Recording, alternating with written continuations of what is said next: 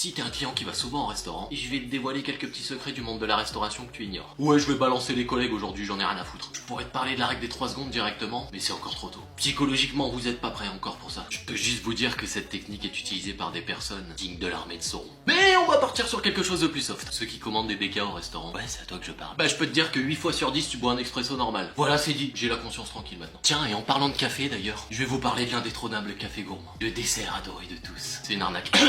Inventé en 1990 par un génie du commerce, ça c'est sûr. Et je pense que la création de ce dessert s'est faite comme ça. Je crois que j'ai une idée de dessert, les gars. Ah ouais? On va prendre tous les desserts qu'on a à la carte. Ok. Et on va en faire des mini portions qu'on va mettre dans une assiette avec un café. Et tu veux vendre ça combien? 7 euros? Non, 14. Comme ça on se fait une marge de 12 balles dessus. Ah.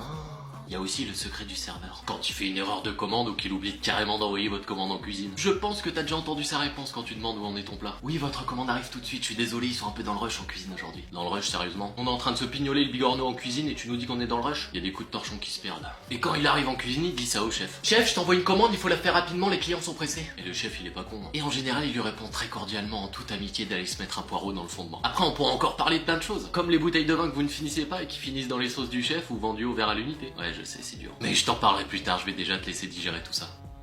Eh Greg, arrête de manger les frites du client, c'est son assiette, putain!